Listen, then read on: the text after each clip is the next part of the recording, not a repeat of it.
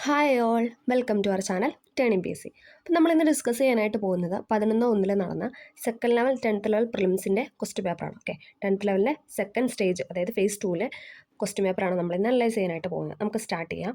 താഴെ കൊടുത്തിരിക്കുന്ന പ്രസ്താവനയിൽ കേരള പോലീസിനെ സംബന്ധിച്ചുള്ള ശരിയായത് തിരഞ്ഞെടുക്കാം. ശരിയായതാണ് ഇവിടെ ചോദിച്ചിട്ടുള്ളത്. അപ്പോൾ നമുക്ക് ശരിയായതിൻ്റെ താഴെ ഒരു വരയൊക്കെ ഇട്ടിട്ട് നമുക്ക് ശരിയായത് തിരഞ്ഞെടുക്കാം. ഓക്കെ, ഏതാണ്? 1ഉം 2ഉം ആണ് ഇവിടെ ശരിയായിട്ട് കൊടുത്തിട്ടുള്ളത് അല്ലേ. മൃദുഭാവേ ദൃഢകൃത്യോ എന്നതാണ് കേരള പോലീസിൻ്റെ ആപ്തവാക്യം. ഏതാണ്? മൃദുഭാവേ ദൃഢകൃത്യോ എന്നതാണ് കേരള പോലീസിൻ്റെ ആപ്തവാക്യം. പോലീസ് സേനയുടെ മേധാവി എന്ന് പറയുന്നത് DGP. ശരിയാണ് അല്ലേ. പോലീസ് സേനയുടെ മേധാവിയാണ് ആരെന്ന് പറയുന്നത് DGP. കേരള പോലീസിൻ്റെ ആസ്ഥാനം തൃശ്ശൂരാണോ? അല്ല അല്ലേ. കേരള പോലീസിൻ്റെ ആസ്ഥാനം തിരുവനന്തപുരമാണ്. ഓക്കെ, അപ്പം അത് രണ്ടുമാണ് ഇവിടെ ശരിയായിട്ട് കൊടുത്തിട്ടുള്ളത്. മൃദുഭാവേ ദൃഢകൃത്യോ എന്നതാണ് കേരള പോലീസിൻ്റെ ആപ്തവാക്യം. പോലീസ് സേനയുടെ മേധാവിയാണ് DGP എന്ന് പറയുന്നത്. അടുത്ത ക്വസ്റ്റ്യൻ, താഴെ കൊടുത്തിരിക്കുന്ന ശരിയായ ജോഡി കണ്ടെത്തുക. ശരിയായ ജോഡിയാണ് ഇവിടെ ചോദിച്ചിട്ടുള്ളത്. ഏതാണ് ഇവിടെ ശരിയായിട്ട് കൊടുത്തിട്ടുള്ള? ഓപ്ഷൻ C ആണ്. ഭക്രാനങ്കൽ അണക്കെട്ട് എവിടെയാണ്? സത്ലജ് നദിയിലാണ് അല്ലേ. ഭക്രാനങ്കൽ അണക്കെട്ട് സത്ലജ് നദിയിലാണ്. ഹിരാക്കുട്ട് എവിടെയാണ്? ഹിരാക്കുട്ട് അണക്കെട്ട് മഹാനദിയിലാണ് അല്ലേ. ഹിരാക്കുട്ട് അണക്കെട്ട് മഹാനദിയിൽ. സർദാർ സരോവർ നർമ്മദാ നദിയിൽ അല്ലേ. സർദാർ സരോവർ നർമ്മദാ നദിയിൽ. ഇത് മൂന്നാണ് ഇവിടെ ശരിയായിട്ട് കൊടുത്തിട്ടുള്ളത്. ഭക്രാനങ്കൽ അണക്കെട്ട് സത്ലജിൽ, ഹിരാക്കുട്ട് മഹാനദിയിൽ, സർദാർ സരോവർ നർമ്മദാ നദിയിൽ. അടുത്തത്, വാഗ്ബടാനന്ദ ഗുരുവിനെ പറ്റിയുള്ള താഴെ പറയുന്ന പ്രസ്താവന ശരിയേത്? ഇവിടെയും ശരിയായിട്ടുള്ളതാണ് ചോദിച്ചത്. വാഗ്ബടാനന്ദ ഗുരുവിനെ പറ്റിയുള്ള ശരിയായ പ്രസ്താവന ഏതാണ് ഇവിടെ ശരിയായിട്ട് കൊടുത്തിട്ടുള്ളത്? 1ഉം 2ഉം 3ഉം ആണ്. കണ്ണൂർ ജില്ലയിലെ പാട്യത്ത് ജനിച്ചു. കണ്ണൂർ ജില്ലയിലെ പാട്യത്താണ് വാഗ്ബടാനന്ദ ഗുരുദേവൻ ജനിച്ചത്. കണ്ണൂർ ജില്ലയിലെ പാട്യത്ത്. 1906 തത്വപ്രകാശിക എന്ന വിദ്യാലയം സ്ഥാപിച്ചു. 1906 തത്വപ്രകാശിക എന്ന വിദ്യാലയം സ്ഥാപിച്ചു. 1914 ശിവയോഗി വിലാസം മാസിക ആരംഭിച്ചു. 1914 ശിവയോഗി വിലാസം മാസിക ആരംഭിച്ചു എന്നാണ് പറയുന്നത്. കണ്ണൂർ ജില്ലയിലെ പാട്യത്ത് ജനിച്ചു. 1906 തത്വപ്രകാശിക എന്ന വിദ്യാലയം സ്ഥാപിച്ചു. 1914 ശിവയോഗി വിലാസം മാസിക ആരംഭിച്ചു. അടുത്തത്, വക്കം അബ്ദുൽ ഖാദറുമായി ബന്ധപ്പെട്ട പ്രസ്താവനകളിൽ ശരിയായത് ഏതാണ്? ഇവിടെയും ശരിയായതാണ് ചോദിച്ചിട്ടുള്ളത്. വക്കം അബ്ദുൽ ഖാദറുമായി ബന്ധപ്പെട്ട ശരിയായ പ്രസ്താവന ഏതാണ് ശരിയായിട്ട് ഇവിടെ കൊടുത്തിട്ടുള്ളത്? ഏതാണ്? ഓപ്ഷൻ D ആണ് അല്ലേ. ഇവിടെ എല്ലാം ശരിയായിട്ടാണ് കൊടുത്തിട്ടുള്ളത്. ജിയും ഭാഷാ കവികളും എന്ന ഗ്രന്ഥത്തിന്റെ കർത്താവാണ്. മാപ്പിള റിവ്യൂവിന്റെ പത്രാധിപരായിരുന്നു. നവയുഗ സംസ്കാര സമിതി രൂപീകരിച്ചു. സ്വദേശാഭിമാനി എന്ന നാടകം രചിച്ചിട്ടുണ്ട്. എന്തൊക്കെയാണ്? ജിയും ഭാഷാ കവികളും എന്ന ഗ്രന്ഥത്തിന്റെ കർത്താവാണായിരുന്നു പറയുന്നത് വക്കം അബ്ദുൽ ഖാദർ മൗലവി. മാപ്പിള റിവ്യൂവിന്റെ പത്രാധിപരായിരുന്നു. നവയുഗ സംസ്കാര സമിതി രൂപീകരിച്ചു. സ്വദേശാഭിമാനി എന്ന നാടകം രചിച്ചിട്ടുണ്ട്. ഓക്കെ, ഇതൊക്കെ നമുക്ക് അത്ര അല്ല റെയർ പോയിന്റ്സ് ആണിത്. അപ്പോൾ ഇതൊക്കെ പഠിച്ചു വയ്ക്കാനായിട്ട് ശ്രമിക്കുക. ജിയും ഭാഷാ കവികളും എന്ന ഗ്രന്ഥത്തിന്റെ കർത്താവാണ്. മാപ്പിള റിവ്യൂവിന്റെ പത്രാധിപരായിരുന്നു. നവയുഗ സംസ്കാര സമിതി രൂപീകരിച്ചു. സ്വദേശാഭിമാനി എന്ന നാടകം രചിച്ചിട്ടുണ്ട്. അടുത്തത്, വൈക്കം സത്യാഗ്രഹവുമായി ബന്ധപ്പെട്ട് താഴെ പറയുന്ന പ്രസ്താവനയിൽ ശരിയായത്. വൈക്കം സത്യാഗ്രഹവുമായിട്ട് ശരിയായതാണ് ഇവിടെ ചോദിക്കില്ല. ഏതാണ് ഇവിടെ ശരിയായിട്ട് കൊടുത്തിട്ടുള്ളത്? ഓപ്ഷൻ A ആണ്. 1ഉം 2ഉം 3ഉം. സവർണജാഥ ഇതോടനുബന്ധിച്ച് നടന്നതാണ് അല്ലേ. നമുക്കറിയാം സവർണജാഥ നയിച്ചായിരുന്നു മന്നത്ത് പത്മനാഭനായിരുന്നു അല്ലേ. അപ്പം സവർണജാഥ ഇതോടനുബന്ധിച്ച് നടന്നതാണ്. EV രാമസ്വാമി നായ്ക്കർ സത്യാഗ്രഹത്തിൽ പങ്കെടുത്തു അല്ലേ. EV പെരിയോർ എന്നറിയപ്പെടുന്ന EV രാമസ്വാമി നായ്ക്കർ എന്നാണ് സത്യാഗ്രഹത്തിൽ പങ്കെടുത്തു. സത്യാഗ്രഹം അവസാനിക്കുമ്പോൾ സേതുലക്ഷ്മിബായി ആയിരുന്നു തിരുവിതാംകൂറിലെ ഭരണാധികാരി. ശരിയായിരുന്നല്ലേ. സ്റ്റാർട്ട് ചെയ്യുമ്പോൾ ആരായിരുന്നു? ശ്രീമൂലം തിരുനാളായിരുന്നല്ലോ ആദ്യം. അതിനുശേഷം എന്താണ്? സത്യാഗ്രഹം അവസാനിക്കുമ്പോൾ സേതുലക്ഷ്മിബായി ആയിരുന്നു തിരുവിതാംകൂറിലെ ഭരണാധികാരി. അടുത്ത ക്വസ്റ്റ്യൻ, താഴെ പറയുന്ന രാജാറാം മോഹൻ റോയുടെ രചനകളിൽ പെടാത്തത് ഏതാണ്? പെടാത്തതാണ് ചോദിച്ചിട്ടുള്ളത്. ഓപ്ഷൻ D 4 മാത്രമാണ് അദ്ദേഹത്തിന്റെ കൃതിയിൽ പെടാത്തത്. Precepts of Jesus, Tuhfatul Muwahhidin, guide to peace and happiness. ഇത് മൂന്നും എന്താണ്? അദ്ദേഹത്തിന്റെ കൃതികളാണ്. Precepts of Jesus, Tuhfatul Muwahhidin, guide to peace and happiness. ഇത് മൂന്നും രാജാറാം മോഹൻ റോയുടെ രചനകളിൽ പെടുന്നതാണ്. അടുത്തത്, താഴെ കൊടുത്തിരിക്കുന്നതിൽ നിന്നും ശരിയായ ജോഡി കണ്ടെത്തുക. ഏതാണ്? ഓപ്ഷൻ A ആണ്. A ആണ് ഇവിടെ ശരിയായിട്ട് കൊടുത്തിട്ടുള്ളത്. 2ഉം 3ഉം. ചലച്ചിത്ര അക്കാദമി എവിടെയാണ് സ്ഥിതി ചെയ്യുന്നത്? തിരുവനന്തപുരത്താണ് അല്ലേ. ചലച്ചിത്ര അക്കാദമി, കേരള ചലച്ചിത്ര അക്കാദമി സ്ഥിതി ചെയ്യുന്നത് തിരുവനന്തപുരം. കേരള ഫോക്ലോർ അക്കാദമി കണ്ണൂർ അല്ലേ. ഫോക്ലോർ അക്കാദമി കണ്ണൂർ, ചലച്ചിത്ര അക്കാദമി തിരുവനന്തപുരം. ഇത് രണ്ടുമാണ് ഇവിടെ ശരിയായിട്ട് കൊടുത്തിട്ടുള്ളത്. അടുത്ത ക്വസ്റ്റ്യൻ, മഹാത്മാഗാന്ധിയെക്കുറിച്ചുള്ള താഴെ കൊടുത്തിരിക്കുന്ന പ്രസ്താവനകളിൽ ശരിയേത്? ശരിയായിട്ടുള്ളതാണ് ചോദിച്ചിട്ടുള്ളത്. നമുക്ക് നോക്കാം ഏതാണ് ഇവിടെ ശരിയായിട്ടുള്ളത്. എല്ലാം ശരിയാണ്. ഗാന്ധിജി ആസൂത്രണം ചെയ്ത വിദ്യാഭ്യാസ പദ്ധതിയാണ് നെയിം താലിം. SCERT ഫാക്ട് ആണ് അല്ലേ. ഗാന്ധിജി ആസൂത്രണം ചെയ്ത വിദ്യാഭ്യാസ പദ്ധതിയാണ് നയിം താലിം എന്ന് പറയുന്നത്. ശരിയാണ്. ഭഗവത്ഗീതയ്ക്ക് ഗാന്ധിജി എഴുതിയ വ്യാഖ്യാനമാണ് അനാസക്തി യോഗം എന്ന് പറയുന്നത്. ഭഗവത്ഗീതയ്ക്ക് ഗാന്ധിജി എഴുതിയ വ്യാഖ്യാനമാണ് അനാസക്തി യോഗം എന്ന് പറയുന്നത്. ഗാന്ധിജി ആദ്യമായി കേരളം സന്ദർശിച്ചത് 1920-ലാണ്. അതും ശരിയാണ് അല്ലേ. 1920-ലാണ് ഗാന്ധിജി ആദ്യമായിട്ട് കേരളം സന്ദർശിച്ചത്. ഗാന്ധി സിനിമയിൽ ഗാന്ധിജിയുടെ വേഷം അഭിനയിച്ചത് ബെൻ കിങ്സ്ലി ആണ്. അതും ശരിയാണ് അല്ലേ. ഗാന്ധി എന്ന സിനിമയിൽ ഗാന്ധിജിയുടെ വേഷം അഭിനയിച്ചത് ആരാണ്? വേഷം ഇട്ടത് ആരാന്ന് ചോദിച്ചാൽ ബെൻ കിങ്സ്ലി ആണ്. ഈ എല്ലാം സ്റ്റേറ്റ്മെന്റ് ഇവിടെ ശരിയായിട്ടാണ് കൊടുത്തിട്ടുള്ളത്. ഗാന്ധിജി ആസൂത്രണം ചെയ്ത വിദ്യാഭ്യാസ പദ്ധതിയാണ് നെയിം താലിം എന്ന് പറയുന്നത്. ഭഗവത്ഗീതയ്ക്ക് ഗാന്ധിജി എഴുതിയ വ്യാഖ്യാനമാണ് അനാസക്തി യോഗം. ഗാന്ധിജി ആദ്യമായി കേരളം സന്ദർശിച്ചത് 1920-ലാണ്. ഗാന്ധി സിനിമയിൽ ഗാന്ധിജിയുടെ വേഷം അഭിനയിച്ചത് ബെൻ കിങ്സ്ലി ആണ്. അടുത്ത ക്വസ്റ്റ്യൻ, താഴെ കൊടുത്തിരിക്കുന്ന തെറ്റായ ജോഡി ഏതാണ്? തെറ്റായ ജോഡിയാണ് ഇവിടെ ചോദിച്ചിട്ടുള്ളത്. ഓപ്ഷൻ എ 1 മാത്രമാണ് ഇവിടെ തെറ്റായിട്ട് കൊടുത്തിട്ടുള്ളത്. നാറ്റോയുടെ ഹെഡ് ക്വാർട്ടേഴ്സ് എവിടെയാണ്? ബ്രസൽസിലാണ് അല്ലേ, അത് ശരിയാണ്. പിന്നെ ഏതാണ്? ഗ്രീൻ പീസ് ആംസ്റ്റർഡാമിലാണ്, അതും ശരിയാണ്. ഇന്റർപോൾ ലിയോൺ ആണ്. ഓക്കെ, ഇത് മൂന്നും എന്താണ് ഇവിടെ ശരിയായിട്ടാണ് കൊടുത്തിട്ടുള്ളത്. NATO, Brussels, Greenpeace Amsterdam, Interpol Lyon. India means freedom എന്ന ഗ്രന്ഥത്തിന്റെ കർത്താവ് സർട്ടിഫാക്ട് ആണ് അല്ലേ, ഏതാണ്? ഓപ്ഷൻ സി അബ്ദുൽ കലാം ആസാദ് ആണ് അല്ലേ. ഇന്ത്യ മീൻസ് ഫ്രീഡം എന്ന ഗ്രന്ഥത്തിന്റെ കർത്താവാണ് Abdul Kalam Azad. India means freedom എന്ന ഗ്രന്ഥത്തിന്റെ കർത്താവ് അബ്ദുൽ കലാം ആസാദ്. അസാം ഹിമാലയ പർവ്വതനിരകളിൽ ഉയരം കൂടിയത്. അസാം ഹിമാലയ പർവ്വതനിരകളിൽ ഉയരം കൂടിയത് ഏതാണെന്ന് ചോദിച്ചിട്ടുണ്ട്. ഏതാണ്? ഓപ്ഷൻ ഡി നംച ബർവയാണ് അല്ലേ, ഡിസൈഡ് ആണ്. അസാം ഹിമാലയ പർവ്വതങ്ങളിൽ ഉയരം കൂടിയത് നംച ബർവയാണ്. കാശ്മീർ ഹിമാലയ ഭാഗത്ത് കണ്ടുവരുന്ന കുങ്കുമപ്പൂ കൃഷിക്ക് അനുയോജ്യമായ മണ്ണിനുമാണ് കരേവ സോയിൽ അല്ലെ, നമ്മൾ പഠിച്ചായിരുന്നു അല്ലെ. കാശ്മീർ ഹിമാലയ ഭാഗത്ത് കുങ്കുമപ്പൂ അല്ലെ, കാശ്മീർ കുങ്കുമം കരേവ എന്നൊക്കെ പറഞ്ഞ് നമ്മൾ കണക്ട് ചെയ്ത് പഠിച്ചായിരുന്നു. ഓക്കെ, അപ്പോൾ കരേവ സോയിലാണ് ഇതെന്ന് പറയുന്നത് കുങ്കുമ കൃഷിക്ക് അനുയോജ്യമായ മണ്ണിന്. ദേശീയ ഹരിത ട്രൈബ്യൂണൽ നിയമം മൂലം നിയന്ത്രിച്ച ഖനന പ്രവർത്തനം ഏതാണ്? ദേശീയ ഹരിത ട്രൈബ്യൂണൽ നിയമം മൂലം നിയന്ത്രിച്ച ഖനന പ്രവർത്തനമാണ് ചോദിക്കുന്നത്. ഏതാണ്? Option C rat hole mining ആണ്. റാറ്റ് ഹോൾ മൈനിങ് ആണ് ദേശീയ ഹരിത ട്രൈബ്യൂണൽ നിയമം മൂലം നിയന്ത്രിച്ച ഖനന പ്രവർത്തനം, റാറ്റ് ഹോൾ മൈനിങ്. ടൂത്ത് പേസ്റ്റിലെ പ്രധാന ഘടകം ഏതാണ്? നമ്മൾ പരസ്യത്തിലൊക്കെ കണ്ടിട്ടുണ്ട് അല്ലേ, ടൈറ്റാനിയം ഓക്സൈഡ് ആണ്. ടൈറ്റാനിയം ഓക്സൈഡ് ആണ് ടൂത്ത് പേസ്റ്റിലെ പ്രധാന ഘടകം എന്ന് പറയുന്നത്. മധ്യഘട്ടത്തിലോ കീഴ്ഘട്ടത്തിലോ അവസാദങ്ങളുടെ ഭാരം കാരണം വളഞ്ഞു പൊളഞ്ഞ് ഒഴുകുന്ന നദി സൃഷ്ടിക്കുന്ന ഭൂരൂപമാണ് എന്തെന്ന് പറയുന്നത്? ഓപ്ഷൻ ഡി ഓക്സ്ബോ തടാകങ്ങൾ. SCRT-യിലെ അതേ സെന്റൻസ് ആണ് തന്നിരിക്കുന്നത്. മധ്യഘട്ടത്തിലോ കീഴ്ഘട്ടത്തിലോ അവസാദങ്ങളുടെ ഭാരം കാരണം വളഞ്ഞു പൊളഞ്ഞ് ഒഴുകുന്ന നദി സൃഷ്ടിക്കുന്ന ഭൂരൂപമാണ് ഓക്സ്ബോ തടാകങ്ങൾ അല്ലെ. നമ്മൾ അതിന്റെ പിക്ചറൊക്കെ പറഞ്ഞ് നമ്മൾ പഠിച്ചതാണ്. അടുത്തത് നറോറ ആണവ നിലയം സ്ഥിതി ചെയ്യുന്ന സംസ്ഥാനം. നറോറ ആണവ നിലയം എവിടെയാണ് സ്ഥിതി ചെയ്യുന്നത്? ഓപ്ഷൻ ഡി ഉത്തർപ്രദേശ് അല്ലെ. നറോറ ആണവ നിലയം സ്ഥിതി ചെയ്യുന്നത് ഉത്തർപ്രദേശ്. 2024 ഒക്ടോബറിൽ ബ്രിക്സ് ഉച്ചകോടി നടന്നത്. 2024 ഒക്ടോബറിൽ ബ്രിക്സ് ഉച്ചകോടി നടന്ന കസാൻ, റഷ്യ. നമ്മൾ പഠിച്ചായിരുന്നു അല്ലേ, നമ്മൾ കറണ്ട് അഫെയറിലൊക്കെ പറഞ്ഞാണ്. റഷ്യയിലാണ് എന്ത് പറഞ്ഞാൽ ബ്രിക്സ് ഉച്ചകോടി 2024 ഒക്ടോബറിൽ നടന്നത്. ഓക്കെ, അടുത്തത് ഗുർ, ഖണ്ഡസാരി എന്നീ പദങ്ങൾ ഏത് വ്യവസായവുമായി ബന്ധപ്പെട്ടതാണ്? ഗുർ, ഖണ്ഡസാരി എന്നീ പദങ്ങൾ ഏത് വ്യവസായവുമായി ബന്ധപ്പെട്ടാണെന്ന് വെച്ചാൽ ഏതാണ്? പഞ്ചസാര വ്യവസായമാണ്. ഓപ്ഷൻ സി പഞ്ചസാര വ്യവസായവുമായി ബന്ധപ്പെട്ടാണ് ഗുർ, ഖണ്ഡസാരി എന്നീ പദങ്ങൾ. ഉരുക്ക് നിർമ്മിക്കുവാൻ ഉപയോഗിക്കുന്ന മാംഗനീസിന്റെ നിക്ഷേപം കൂടുതലായി കണ്ടുവരുന്ന സംസ്ഥാനം. ഉരുക്ക് നിർമ്മിക്കുവാൻ ഉപയോഗിക്കുന്ന മാംഗനീസിന്റെ നിക്ഷേപം കൂടുതലായി കണ്ടുവരുന്ന സംസ്ഥാനമാണ് ഏതെന്ന് പറയുന്നത്? Option B Madhya Pradesh. Manganese Madhya Pradesh. Okay, manganese Madhya Pradesh. Agenda 21 എന്നതിന് എന്തിനെ കുറിക്കുന്നു എന്നാണ് ചോദിക്കുന്നത്. എന്താണ്? ആഗോള സുസ്ഥിര വികസനമാണ്. ഓപ്ഷൻ എ ആഗോള സുസ്ഥിര വികസനമാണ് അജണ്ട 21 എന്ന് പറയുന്നത്. അജണ്ട 21 എന്ന് പറയുന്നത് ആഗോള സുസ്ഥിര വികസനമാണ്. ആയുഷ്മാൻ ഭാരത് പ്രധാനമന്ത്രി ജൻ ആരോഗ്യ യോജന ഏത് പ്രായപരിധി ഉള്ളവരിലാണ് ഉൾക്കൊള്ളിച്ചിരിക്കുന്നത്? ആയുഷ്മാൻ ഭാരതിന്റെ കാര്യം പറഞ്ഞപ്പോൾ ഞാൻ പറഞ്ഞായിരുന്നു, റിപ്പീറ്റ് ചെയ്ത് ചോദിക്കുന്നുണ്ട് ആ ഒരു ഭാഗം അല്ലെ. ആയുഷ്മാൻ ഭാരത് നമ്മളെപ്പോഴും കറക്റ്റായിട്ട് പഠിക്കണം, ആ ഡേറ്റും കാര്യങ്ങളൊക്കെ കേട്ടോ. ഏതാണ് ഉത്തരം എന്ന് പറയുന്നത്? ഓപ്ഷൻ ബി ആണ്. 70 വയസ്സിന് മുകളിലുള്ള എല്ലാവരുമാണ് ആയുഷ്മാൻ ഭാരത് പ്രധാനമന്ത്രി ജൻ ആരോഗ്യ യോജന പ്രായപരിധി എന്ന് പറയുന്നത്. ഓക്കെ, 70 വയസ്സിന് മുകളിലുള്ള എല്ലാവരും അതിൽ ഉൾപ്പെടുത്തിയിട്ടുണ്ട്. ഓക്കെ, അടുത്തത് ദേശീയ ഹരിത ട്രൈബ്യൂണൽ സ്ഥാപിതമായ വർഷം. ദേശീയ ഹരിത ട്രൈബ്യൂണൽ സ്ഥാപിതമായ വർഷമാണ് 2010.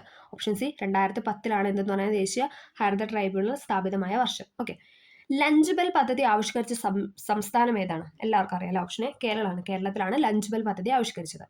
താഴെ പറയുന്ന 1920-ലെ നിസ്സഹകരണ പ്രസ്ഥാനവുമായി ബന്ധം ഇല്ലാത്തത് ഏതാണ്? ഓപ്ഷൻ ബി 2 മാത്രമാണ്. ബാക്കി നോക്കാം. തിരഞ്ഞെടുപ്പുകൾ ബഹിഷ്കരിക്കുക, നികുതി നൽകാതിരിക്കുക അല്ലേ. തിരഞ്ഞെടുപ്പുകൾ ബഹിഷ്കരിക്കുക, നികുതി നൽകാതിരിക്കുക, ഇതൊക്കെ എന്താണ്? 1920-ലെ നിസ്സഹകരണ പ്രസ്ഥാനവുമായി ബന്ധപ്പെട്ടതാണ്. ഓക്കെ, തിരഞ്ഞെടുപ്പുകൾ ബഹിഷ്കരിക്കുക, നികുതി നൽകാതിരിക്കുക. താഴെ പറയുന്നത് ശ്രീനാരായണ ഗുരു രചിച്ച ഗ്രന്ഥം ഏതാണ്? ശ്രീനാരായണ ഗുരു രചിച്ച ഗ്രന്ഥമാണ് ചോദിച്ചിട്ടുള്ളത്. ഏതാണ്? ഓപ്ഷൻ ഡി നവമഞ്ജരിയാണ്. ശ്രീനാരായണ ഗുരു രചിച്ച ഗ്രന്ഥമാണ് നവമഞ്ജരി. ജലസംഭരണിയുടെ അവശിഷ്ടങ്ങൾ കണ്ടെത്തിയ ഹാരപ്പൻ പ്രദേശം ഏതാണ്?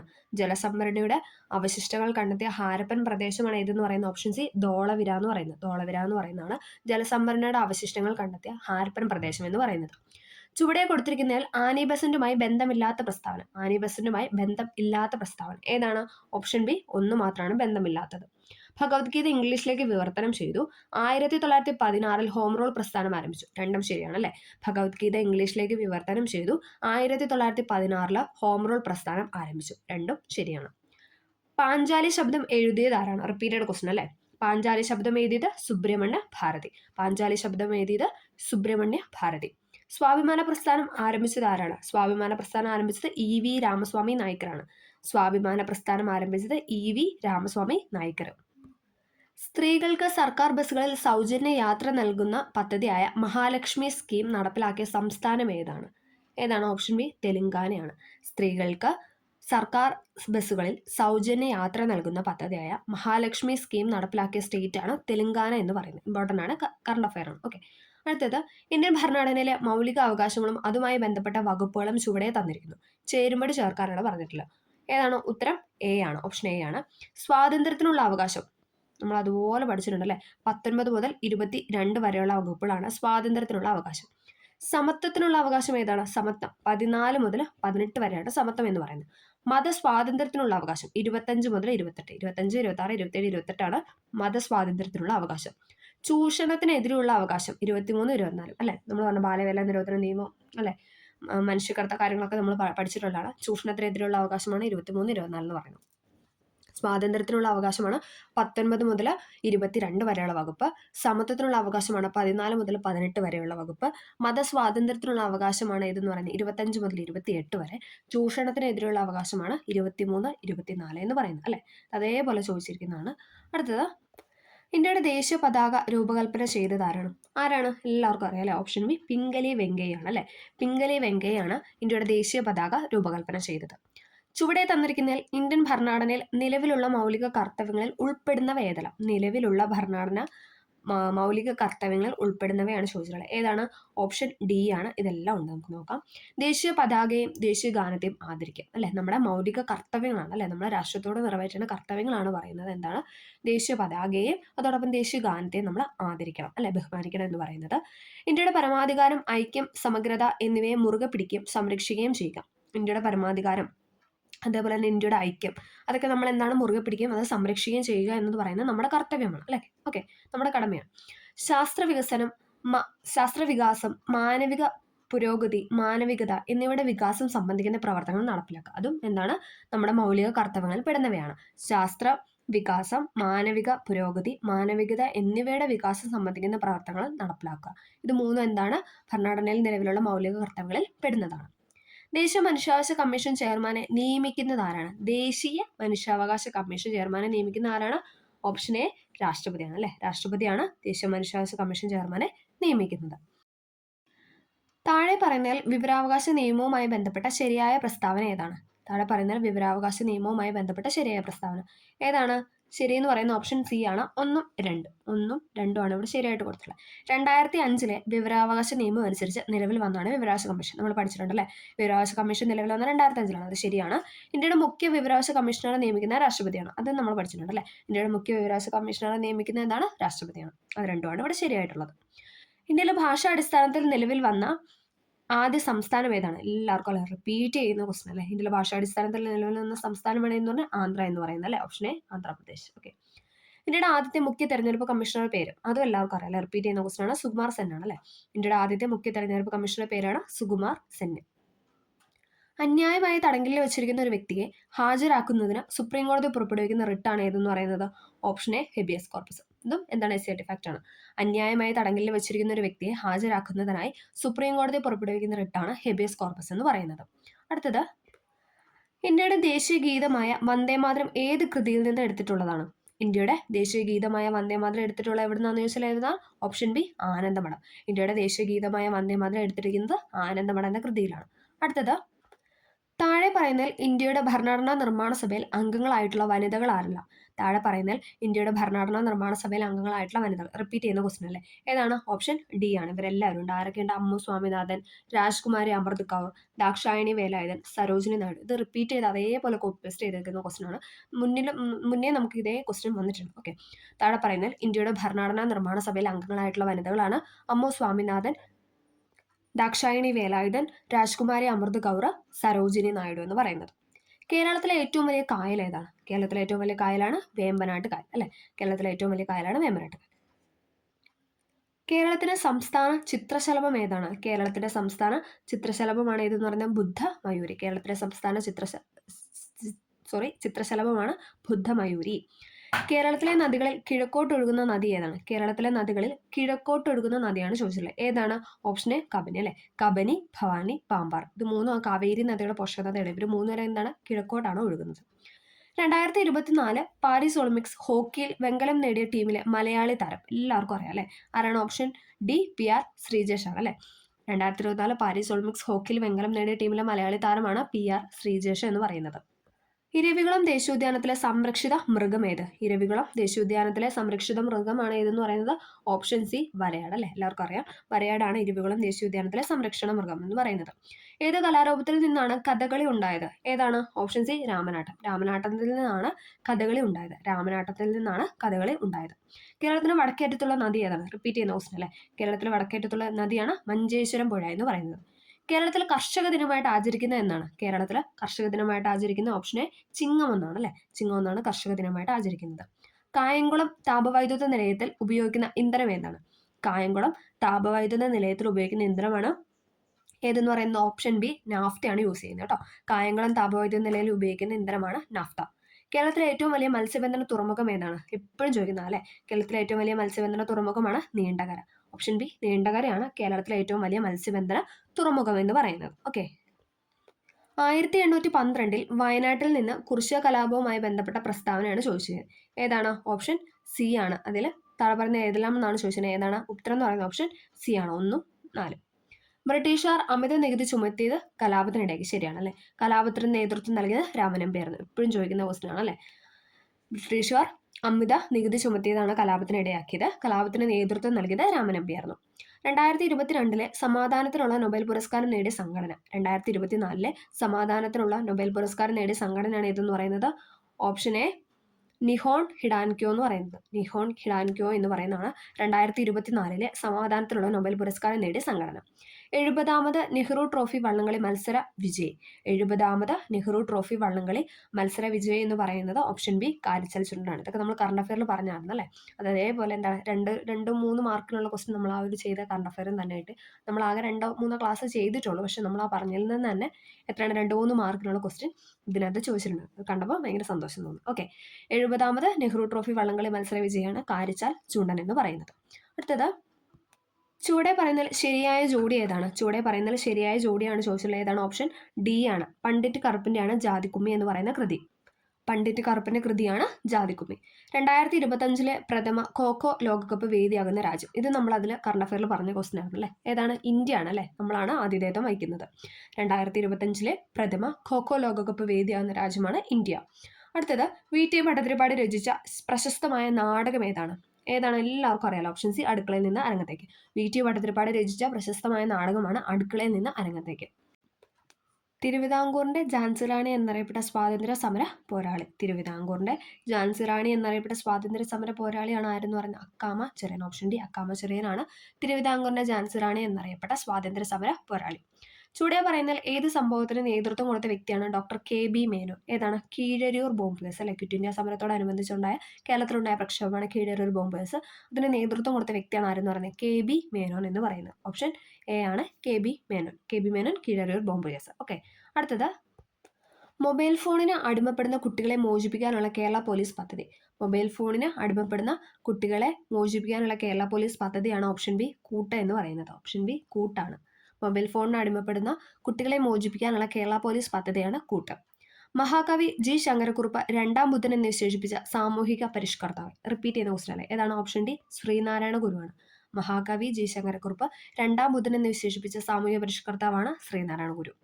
സസ്യങ്ങളിൽ ബീജസംയോഗത്തിന് ശേഷം നടക്കുന്ന പ്രവർത്തനം ഏതാണ്? സസ്യങ്ങളിൽ ബീജസംയോഗത്തിന് ശേഷം നടക്കുന്ന പ്രവർത്തനമാണ് ഓവ്യൂൾ വിത്താകുന്നു എന്ന് പറഞ്ഞത്. ഓവ്യൂൾ വിത്താകുന്നു എന്നാണ് പറയുന്നത്. എസ്ആർടി ഫാക്റ്റ് ആണ്. എക്സിറ്റു കൺസർവേഷൻ ഉദാഹരണം ഏതാണ്? എക്സിറ്റു കൺസർവേഷൻ ഉദാഹരണമാണ് എന്ന് പറഞ്ഞാൽ ബൊട്ടാണിക്കൽ ഗാർഡൻ. ബൊട്ടാണിക്കൽ ഗാർഡൻ എന്ന് പറയുന്നത് എക്സിറ്റു കൺസർവേഷൻ ഉദാഹരണമാണ്. ഗ്രന്ഥി കോശങ്ങളിൽ കൂടുതലായി കാണപ്പെടുന്ന കോശാംഗം തിരഞ്ഞെടുക്കുക. ഗ്രന്ഥി കോശങ്ങളിൽ കൂടുതലായി കാണപ്പെടുന്ന കോശാംഗമാണ് എന്ന് പറയുന്നത് Golgi complex. Option D Golgi complex ആണ്. ഗ്രന്ഥി കോശങ്ങളിൽ കൂടുതലായി കാണപ്പെടുന്ന കോശാംഗമാണ് ഗോൾജി കോംപ്ലക്സ്.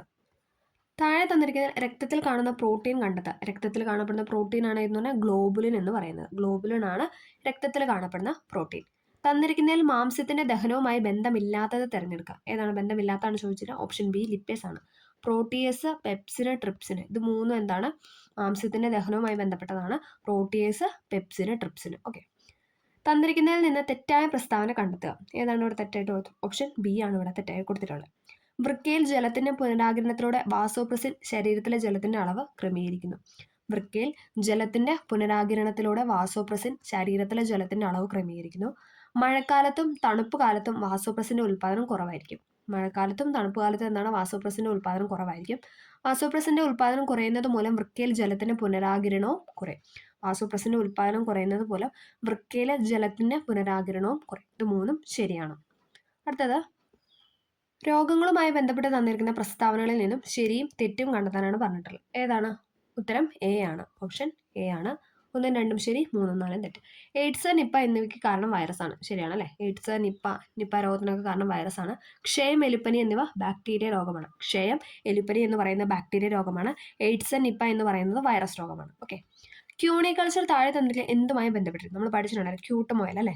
മുയൽ വളർത്തലുമായി ബന്ധപ്പെട്ടതാണ് ക്യൂണിക്കൾച്ചർ എന്ന് പറയുന്നത്. ക്യൂണിക്കൾച്ചർ താഴെ തന്നിരിക്കുന്ന എന്തുമായി ബന്ധപ്പെട്ടാണെന്ന് വെച്ചാൽ മുയൽ വളർത്തലാണ്. ഓക്കെ. തേനീച്ച വളർത്തൽ എന്താണ്? അത് എപ്പി കൾച്ചർ ആണ് അല്ലേ? പട്ടുനൂൽപ്പുഴു എന്താണ്? അത് സെറി കൾച്ചർ അല്ലേ? മത്സ്യ വളർത്തലാണെങ്കിൽ അത് പിസി കൾച്ചർ. ഓക്കെ. തേനീച്ച വളർത്തലാണെങ്കിൽ അത് എപ്പി കൾച്ചർ.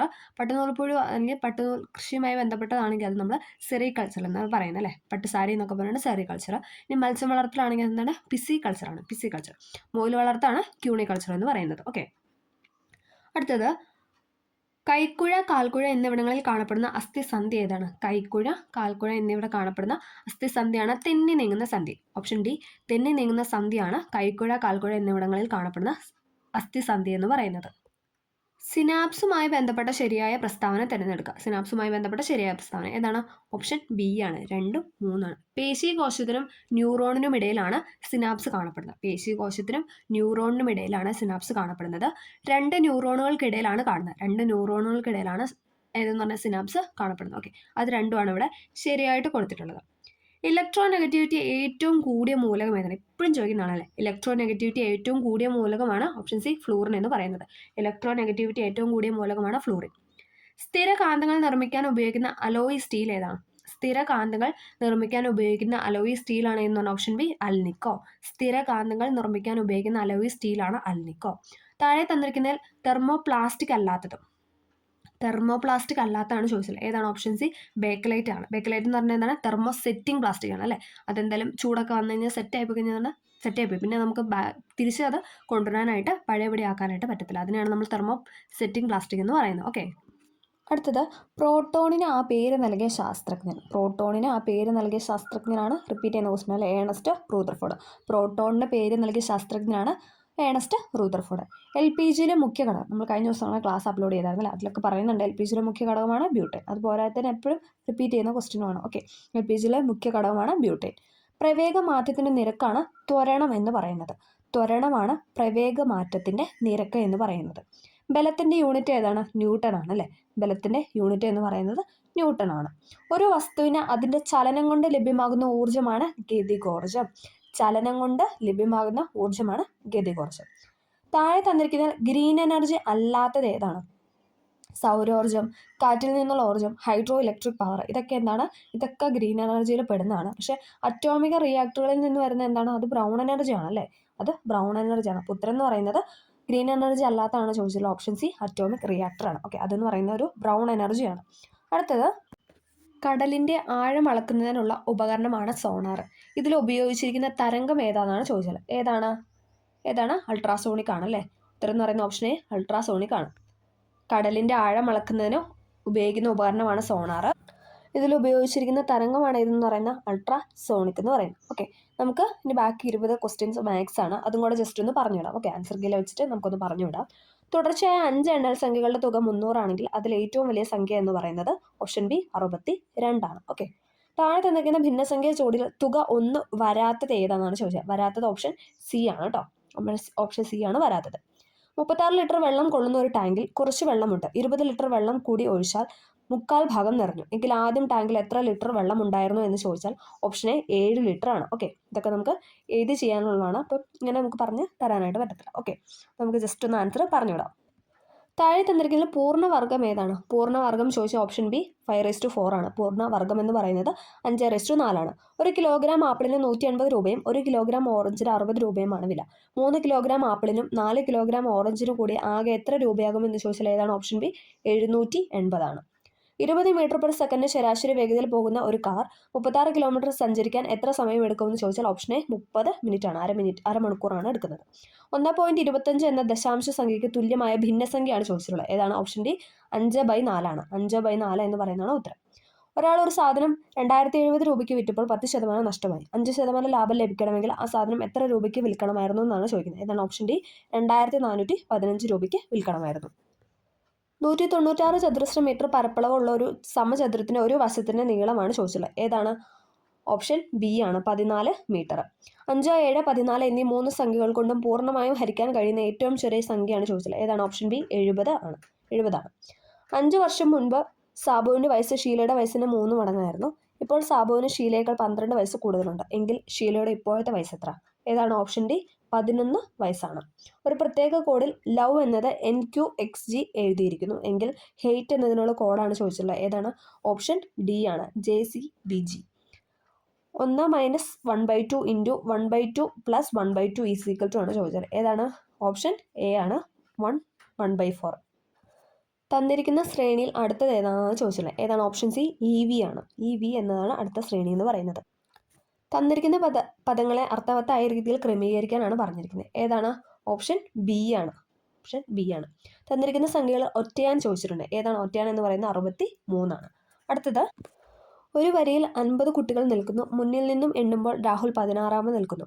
പിന്നിൽ നിന്ന് എണ്ണുമ്പോൾ ഫാത്തിമ 38ാമത് നിൽക്കുന്നു. എങ്കിൽ രാഹുലിനും ഫാത്തിമയ്ക്കും ഇടയിൽ വരിയിൽ എത്ര കുട്ടികളുണ്ടെന്നാണ് ചോദിക്കുന്നത്. ഏതാണ്? ഓപ്ഷൻ എ 2 കുട്ടികളാണ് ഉള്ളത്.